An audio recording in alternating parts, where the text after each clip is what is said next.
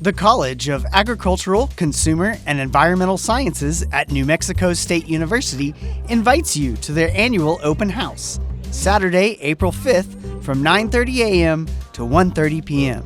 It's free, fun, and amazing, so bring the whole family. Come and explore some of the science labs and various science museums.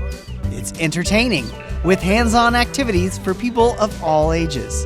Demonstrations, exhibits, games, and much, much more. There's plenty to do, see, and learn. Refreshments are free, including free wine tasting for adults. Check in at the Welcome Tent, located at 940 College Drive in front of Gerald Thomas Hall to begin your visit. Join us Saturday, April 5th from 9:30 a.m. to 1:30 p.m. The event is sponsored by CESFAS, the Center of Excellence in Sustainable Food and Agricultural Systems.